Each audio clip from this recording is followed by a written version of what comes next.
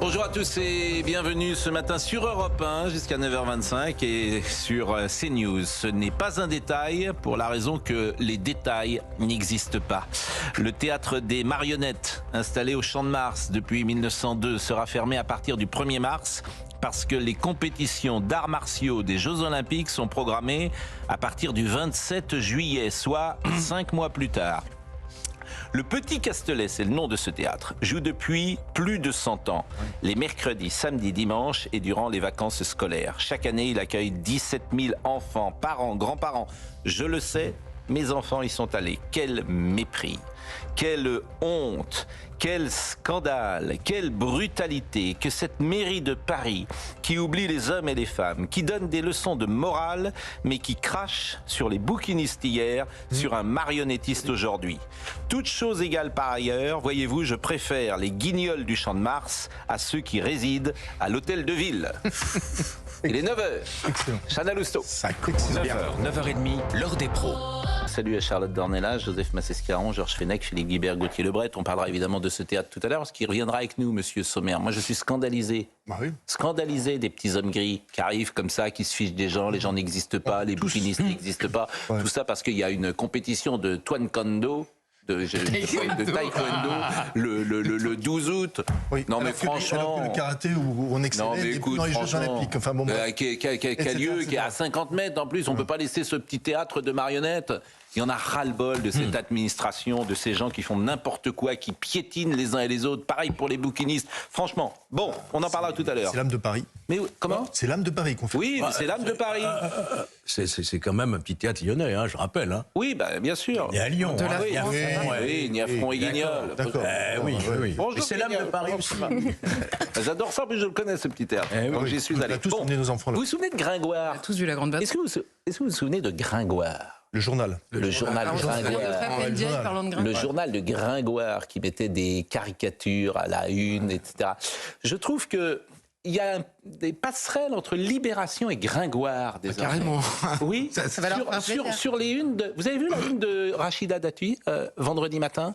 Regardez, je vais vous la montrer, la une de... Parce qu'en fait, c'est une honte. Voilà, on prend la photo où la dame est manifestement la plus en difficulté dans son expression. Et moi, je trouve que on est quasiment dans la caricature. Pour moi, ça, c'est une une de Gringoire. Bah, je vous le dis. Voilà, c'est une une de Gringoire. Et ce matin, c'est Amélie Oudéa-Castéra, c'est la même chose. On prend les gens dans la position la plus rude. Le cas où ça va pas fort pour Amélie Oudéa-Castéra. Bon, pour bien décrire les visages, je le dis pour ceux qui nous écoutent à la radio, qui effectivement voient moins les images que je propose, mais c'est à chaque fois le visage est montré, je dirais, pas dans sa meilleure expression, généralement c'est plus frappant pour Rachida Dati. Moi j'étais scandalisé en fait de la photo de Rachida Dati, parce que ces gens qui donnent des leçons en permanence sur comment se comporter, le rapport aux femmes, etc. Regardez comment il présente Rachida Dati. Regardez Gringoire. Gringoire. Voilà ce que sont ces gens. Des caricatures, excusez-moi. Bah, écoutez, de Gringoire. Mais je vous dis, ça part du même procédé de caricaturer celui qu'on montre. Hein. Donc, mais bon, chacun a son avis. Madame Oudéa-Castéra. Alors, elle remet une pièce dans la machine tous les jours, c'est un feuilleton. C'est un cas d'école de mauvaise communication. Ah ben, un cas d'école, c'est le mot. Oui, c'est le cas de le dire, oui. Bon, elle va où? Alors, elle va ce matin rue Littré.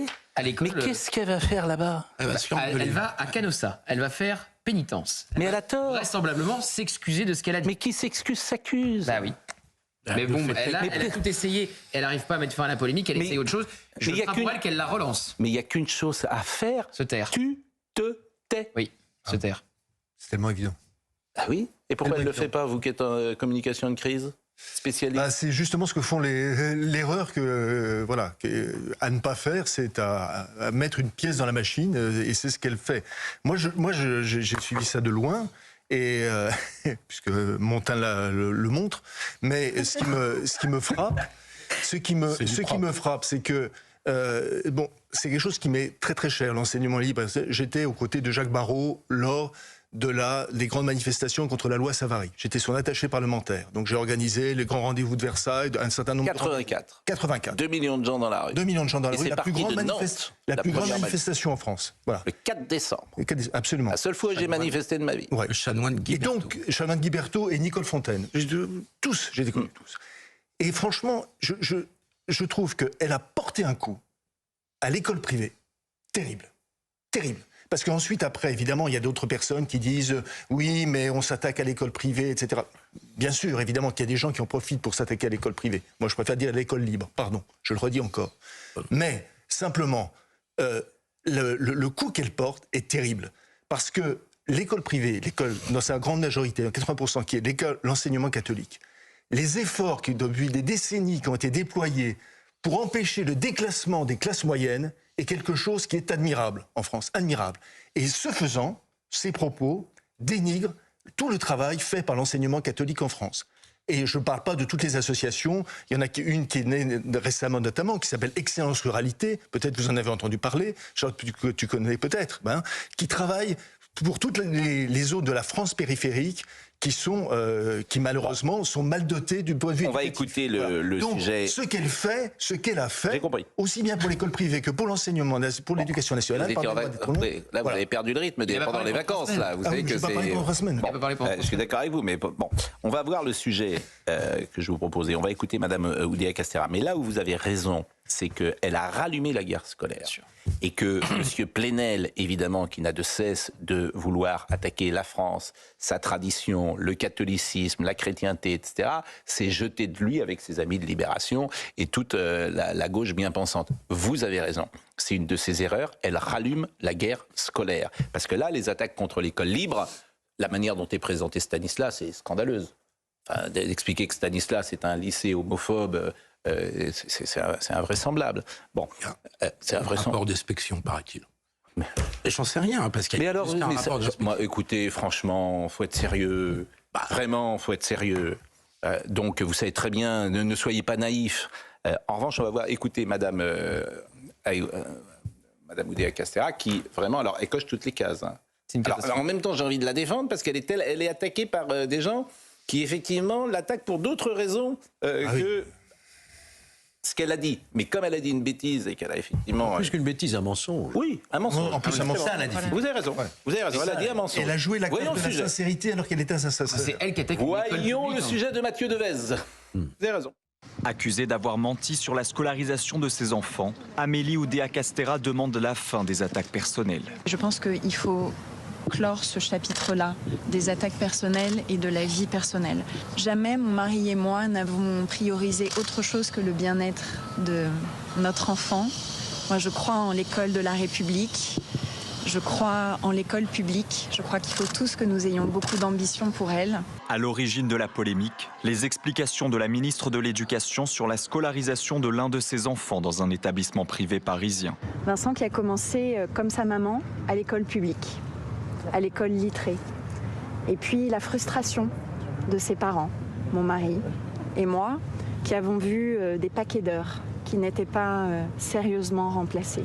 Des propos qui ont provoqué un tollé au sein de la communauté éducative. Sophie Vénétité est secrétaire générale du SNES-FSU. Elle demande des excuses publiques. La profession s'était sentie blessée, humiliée par ces propos, par finalement une forme de remise en cause du service public d'éducation. C'est une affaire de vision de l'école et de l'école publique. Donc nous ne sommes pas là pour critiquer la personne, c'est pas notre rôle. Nous sommes là pour échanger avec une ministre. Une ministre de l'Éducation dont la version a été démentie dans la presse par une ancienne institutrice de son fils. Le député insoumis Manuel Bompard évoque lui un mensonge qui disqualifie Amélie Oudéa Castéra. Vous trouvez normal désormais que les ministres, ceux qui nous gouvernent, ceux dont on attend qu'ils aient quand même une crédibilité quand ils prennent la parole, vous trouvez ça normal qu'ils puissent mentir comme ça sur une situation personnelle? D'autres membres de l'opposition ont même appelé à la démission de la ministre. Une polémique qui contrarie les plans de l'exécutif, moins d'une semaine après un remaniement censé lui donner un nouveau souffle.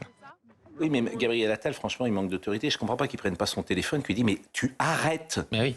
Tu arrêtes, tu restes à la maison, je ne veux plus t'entendre. » Mais non, mais écoutez, franchement, c'est le cirque, c'est ridicule. Elle va remettre une pièce dans la machine, elle va reposer, on va lui reposer des questions. Il va y avoir évidemment des enseignants qui vont la prendre à partie, lui demander des excuses, des explications. Et ce soir, à la conférence de presse, il va y avoir 2 ou 3 questions. Ah, c'est sûr, c'est grotesque. Elle ne peut pas faire ce déplacement sans l'accord de Matignon et de l'Élysée. Hein. Oui.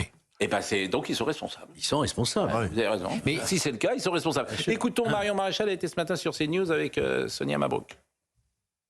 Je pense que c'est une polémique qui révèle la colère des Français. C'est-à-dire qu'ils ont quand même le sentiment que depuis des années maintenant, les ministres, parce que disons-le, tous les ministres de l'Éducation nationale en particulier ces dernières années, ont tous leurs enfants dans les écoles privées. On a quand même des ministres qui depuis des années mettent en place des politiques, ou en tout cas ne font rien pour contrer la faillite de l'Éducation nationale, et préservent leurs enfants et leur progéniture de toutes les politiques qu'ils mettent en place ou qu'ils ne mettent pas en place en l'occurrence. Donc il y a quand même une forme d'hypocrisie et de colère à l'égard des Français. Moi j'ai fait le choix du privé en effet, mais ma cohérence veut que cette réussite du privé à certains égards, qui a en effet des chiffres de réussite sur les différents examens brevet, baccalauréat plus importants, avec des méthodes spécifiques, je veux pouvoir les appliquer au public. Donc je ne veux qu'il n'y ait pas de discrimination. Sans doute que la ministre également.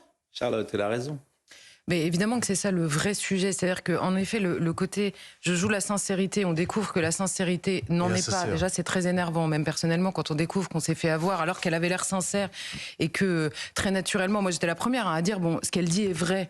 Donc voilà, on va pas en faire un sketch, il faut maintenant qu'elle arrive à le changer. Bon, en fait, ce qu'elle disait n'était pas vrai, ce qui est déjà très énervant. Et le problème, c'est quand on entend 2 jours après nous dire « je crois en l'école publique », juste après avoir dit « je veux simplement le meilleur pour mes enfants », ça c'est insupportable. Ça vraiment, c'est insupportable. Je pense que c'est intenable. Et par ailleurs, il y a certaines personnes qui disent « oui, mais elle n'a pas encore fait ses preuves ». Mais je suis désolée, il y a une autre séquence qui est passée où elle arrive dans une école et la seule question qu'elle trouve à trouver aux enfants, c'est est-ce que les garçons laissent de la place aux filles dans la cour. Et là-dedans, il y a le résumé de ce qui ne va pas dans l'éducation nationale. Mais comment parce qu'elle n'est pas politique. Mais oui, bien sûr, où la question ne se pose même pas. Madame Oudéa Castéra, il faut la débrancher. Voilà, pardonnez-moi de le dire. C'est irrattrapable, je crois. C'est irrattrapable. Il faut dire, voilà, vous allez aller au ministre des Sports, il y a les Jeux qui arrivent, et puis M. Attal va reprendre l'éducation nationale. Parce que c'est injouable maintenant. C'est fini. En plus, tout le monde le sait. Tout ce que je dis là, tout le monde le sait. C'est fini. Elle ne peut plus dire un mot. Voilà, parce que tous ces mots seront dits. En fait, quand tu fais une erreur, tu fais une 2e prise de parole qui est généralement une erreur. Et ta 3e prise de parole est rectifiée les 2 premières et c'est encore une erreur. Donc tout ce qu'elle dira sera à l'aune de cette faute originelle. Donc tu la sors. C'est tellement évident. En 5 mois, Gabriel Attal, il s'est pas pris un mouvement de grève et de contestation. Mais c'est dur, hein, d'ailleurs, la politique. Elle est là. Elle va avoir une mobilisation contre elle le 1er février qui, croyez-moi, va être très suivie. Et quand elle dit attaque personnelle, etc., non, c'est elle-même qui parle de son fils. On ne parle pas de son fils Vincent quand elle est ministre. Voilà. C'est elle qui nomme l'école de Littré. C'est elle qui cible une école en particulier. Donc évidemment, après, les journalistes vont vérifier si ce qu'elle dit est vrai. Et elle écoute personne, parce qu'elle fait partie de ces gens qui n'écoutent personne. Oui. Personne. Il y a qu'elle qui est intelligente. Bon, bah, tu prends tout dans la figure. Qu'est-ce que tu veux que je te dise? Elle a cru qu'elle pouvait. Et c'est dommage parce que moi, hier, j'ai faire la séquence faite par Gabriel Attal lorsqu'il a dit, lorsqu'il a raconté la manière dont il avait été harcelé à l'école. Et elle a fait exactement la même chose. Elle a fait voilà. Donc. Et elle a été, franchement, la politique, c'est quand même un métier. Oui. Vous avez raison. Exactement. C'est pas une vraie politique. Vous avez raison. Les sports, c'est un peu à part. Vous avez raison. Même si elle était très dure au sport. Hein. Ne vous trompez pas. Hein. Elle n'était pas obligée d'humilier, etc. Les gens qu'elle a virés comme ça. Hein. Elle a été très très dure. Récente de la politique, d'ailleurs, on voit bien que les ministres sortis de la société civile ont gaffé, ne sont pas restés longtemps au gouvernement. C'est le péché original de ce remaniement, parce qu'au fond, tout le monde a dit Gabriel Attal, super. Le problème, c'est qu'il avait pris l'éducation nationale, qu'enfin on avait un ministre qui avait pris la mesure de ce ministère, qui est un ministère très difficile sur des sujets très difficiles. Et en fait, ils n'ont pas réussi à résoudre le problème dans ce remaniement du remplacement de Gabriel Attal à l'éducation nationale. Parce que il y a un problème. Alors, il y a un problème de comme on dit au foot, de bande touche dans le macronisme, mais il n'y avait pas de personnalité visiblement qui était capable. Et tu le gardais avec Gabriel Attal, c'était simple. Hein. Oui, mais tu le gardais. Mais c'est pas du tout lourd et vous le savez bien parce que l'important. Mais vous savez, c'est une question de symbole. C'est pas lui qui aurait été en train de compter les crayons et les gommes, mais il aurait donné la politique générale et quelqu'un l'aurait mis en place. Enfin, vous savez bien comment c'est. C'est du symbole, la politique. Pascal, c'est aussi de la gestion d'un ministère, d'une administration. Pour les syndicats. Fabien Roussel, vous voulez écouter Fabien Roussel? Les premiers ministres qui ont été ministres de l'économie aussi. Bien sûr. Raymond Barre, il l'a pas fait jusqu'au bout. Voilà. Qui ça? Il l'a pas fait jusqu'au bout. Oui, mais il a été aussi. Donc, oui, Raymond Barre, qui a été ministre de l'économie et des finances et Premier ministre. Mais il l'a pas fait jusqu'au bout. Et Édouard Philippe, qui a été ministre de l'Intérieur. Ouais. 2 mois par intérim. Raymond Barre. Il est parti avec la caisse. Bah, il était parti avec la caisse. Bien après. Ça m'a déçu. Qu'est-ce que vous voulez que je dise? là, vous avez attaqué un Lyonnais, attention. Oui. J'y peux rien. J'avais une admiration sans bande pour Raymond Barre. Il est parti avec la caisse. Il est plus là. C'est le seul. Il est plus là pour se défendre. Vous savez, oui, je suis d'accord avec vous. Vous savez, un des rares qui est parti sans rien et qui a laissé de l'argent dans les coffres. C'est rare qu'il est parti sur la caisse. Parce qu'il part. Lionel Jospin. Oui. Lionel Jospin.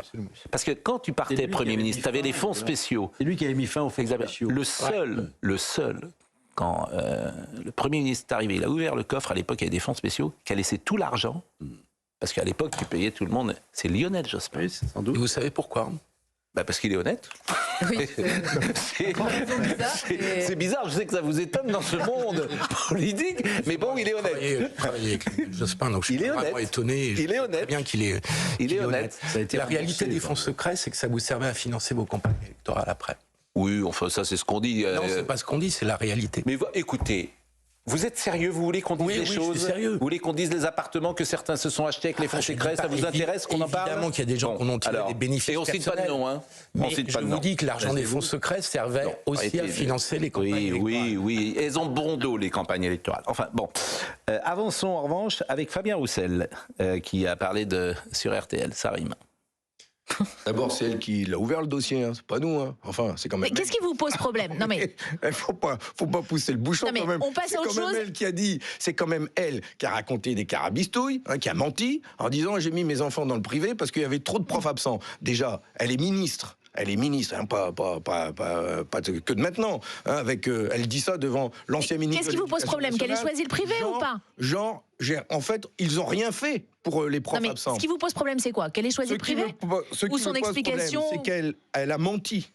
Elle ne sait pas. C'est une maladresse plus qu'un mensonge. Mais qu'elle s'excuse. Mais qui s'excuse, s'accuse. Donc non, tu pars. En fait, quand t'as fait une bêtise, tu pars. C'est la règle. Bon, on a tout dit sur ce sujet. En revanche, les professeurs qui manquent dans les établissements publics, ça c'est un vrai sujet. Je vous propose de voir le sujet de Michael Chailloux à Sablé avec ce prof de physique qui était absent. Et donc c'est un parent d'élève qui remplace un prof de physique. On en est là.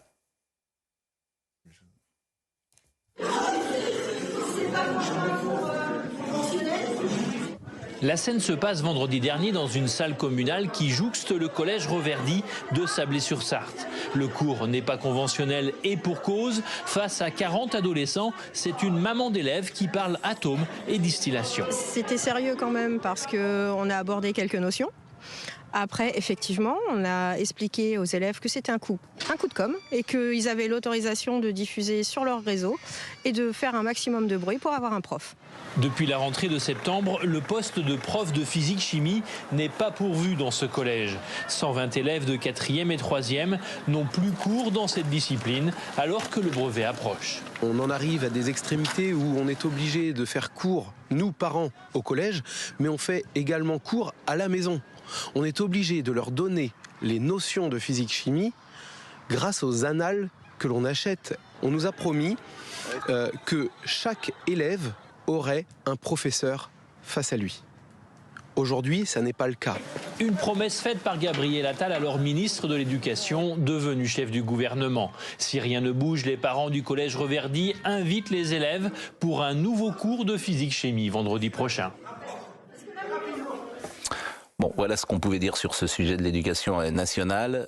On attend maintenant les questions qui seront posées au président de la République ce soir, parce que je disais tout à l'heure que le théâtre des marionnettes était annulé au Champ de Mars, mais il est peut-être simplement déplacé dans le salon de l'Élysée. Au Champ de Mars. Hein. Comment? Ça va durer à mon avis beaucoup plus longtemps qu'au Champ de Mars. Oui, alors donc ce soir c'est à 20h15.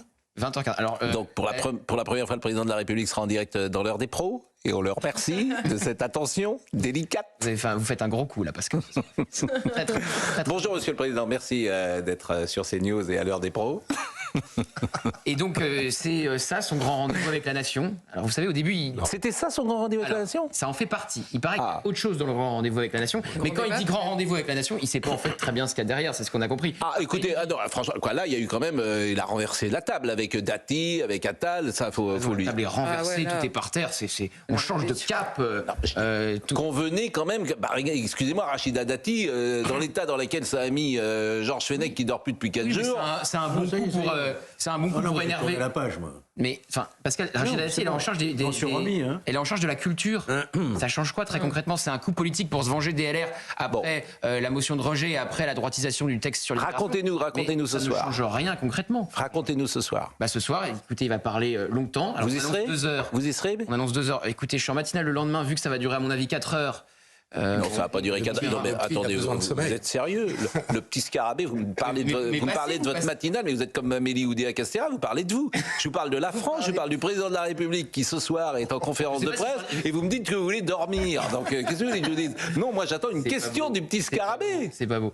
Vous savez très bien comment vont se passer les questions. Ça va être pour Laurence Ferrari, pour Sonia Mabrouk. Moi, je ne suis qu'un petit scarabée. Ce qui est sûr, c'est que ces grands rendez-vous, c'est la balade pour le président de la République. Ah oui. Les journalistes sont des faire-valoir. Ah bah voilà, donc merci. Je vais certainement pas y aller. Faire-valoir. Ils sont là pour amuser le tapis, parce que tu peux pas aller au-delà de la question que tu as posée.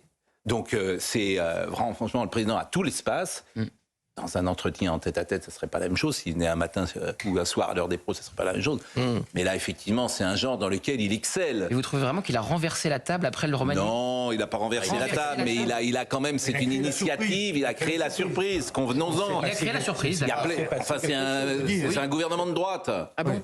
Dans l'affichage. Sans majorité de droite. Dans l'affichage, oui, c'est vrai, vous avez des Sarkozy. Vautrin, écoutez, Vautrin, Le Maire, Sarkozy, c'est pas des dangereux gauchistes. Alors, Catherine Vautrin, j'attends de la voir sur la fin de J'ai dit qui ? Sarkozy. Sarkozy, il s'appelle Gérald Darmanin. Gérald Darmanin qui annonce lui-même son départ, maintenant, c'est formidable aussi. Oui, Pascal a raison, parce que objectivement, il y a plus aujourd'hui de ministres sarkozystes sous la présidence Macron qu'il y en avait sous la présidence Chirac. Mais ça ne dit pas ce qu'il faut. Excusez-moi. Il y a plus de sarkozystes au gouvernement que chez les LR. C'est quand même extraordinaire. Donc c'est franchement là... Bon, on va marquer une pause. On va saluer d'abord nos amis